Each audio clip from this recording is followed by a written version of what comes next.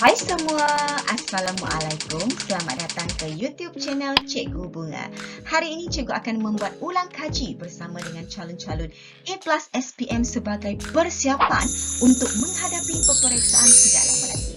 Jom sama-sama kita mulakan sesi perkongsian hari ini, iaitu kayuhan akhir skor sejarah kertas 2, bahagian A, soalan struktur dengan memfokuskan tajuk-tajuk fokus kertas 2 sejarah SPM 2022. Untuk sesi kali ini, cikgu ingin berkongsi dengan anak-anak semua tajuk daripada tingkatan 4, bab 7, iaitu usaha ke arah kemerdekaan dengan subtopik 7.3, iaitu sistem ahli. Jom sama-sama kita lihat apa contoh yang mungkin boleh ditanya dalam soalan ini. Pelaksanaan sistem ahli banyak memberi kebaikan kepada penduduk Persekutuan Tanah Melayu. Sumber Muhammad Isa Othman. Jadi di sini, okay, untuk menjawab soalan ini, soalan telah mengemukakan satu pernyataan maklumat kepada semua calon-calon. Jadi, berdasarkan maklumat tersebut, jom kita tengok apa contoh soalannya. A. Jelaskan latar belakang sistem ahli. Jadi, soalan A, calon-calon mesti menjelaskan latar belakang pembentukan sistem ahli. Jadi, ini adalah kehendak soalan. Jadi, apa contoh jawapan yang sesuai? Jom kita tengok. Pembentukan sistem ahli. Jadi, kita mesti mulakan ayat kita dengan memberikan ayat pemula. Diumumkan oleh Sir Henry Gurney, iaitu Pesuruhjaya Tinggi British pada 1951 yang bertujuan untuk melatih penduduk tempatan menerajui pentadbiran Persekutuan Tanah Melayu. Okay, itu yang pertama.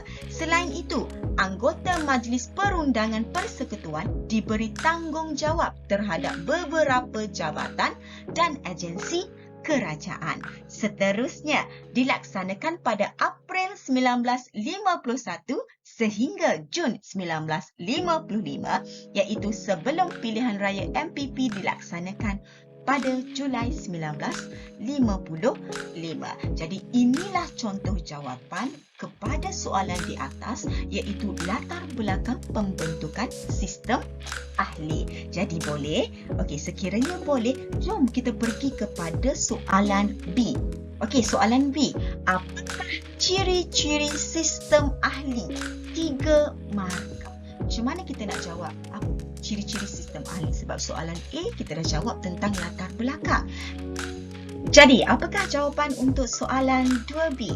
Apakah ciri-ciri sistem ahli? Jadi soalan, kata kehendak soalan adalah ciri-ciri sistem ahli. Jadi jawapannya adalah antara ciri-ciri sistem ahli ialah ahli bertaraf menteri yang bertanggungjawab menjaga portfolio yang mengandungi jabatan dan agensi kerajaan. Selain itu, ahli dilantik oleh Pesuruhjaya Tinggi British dengan persetujuan Majlis Raja-Raja dan diletakkan di bawah kuasa Pesuruhjaya Tinggi British. Seterusnya, merupakan satu sistem kabinet bayangan yang terdiri daripada pegawai takbir dan tokoh masyarakat.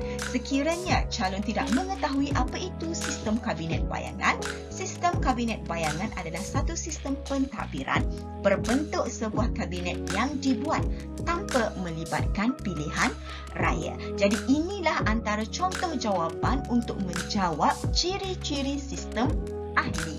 Okey, boleh? Jom kita pergi kepada soalan hebat. Sistem ahli banyak memberi manfaat kepada penduduk tempatan. Berikan penjelasan anda. 4 markah. Bagaimana kita nak menjawab soalan hebat ini? Okey, ada jawapan. Kalau tiada jawapan, jom kita tengok jawapannya. Okey. Macam biasa, sekiranya kita baca soalan, kita mesti menggariskan kata kunci ataupun kehendak soalan.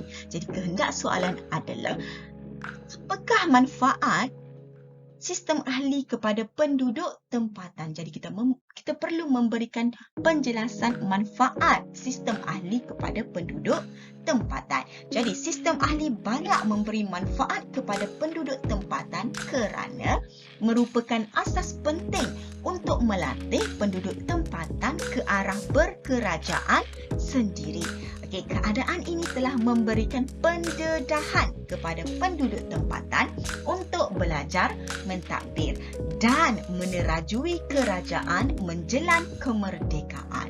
Tambahan pula merupakan proses memupuk perpaduan kaum kerana ahlinya terdiri daripada gabungan pelbagai kaum. Misalnya Datuk On Jaafar, EEC Trisingham, H. Hesley dan ramai lagi.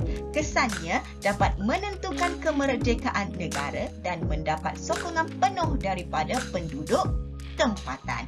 Jadi, sekiranya calon A+ ingin membuat soalan kebat, pastikan anda memberi fakta, huraian, contoh dan inference. Okey?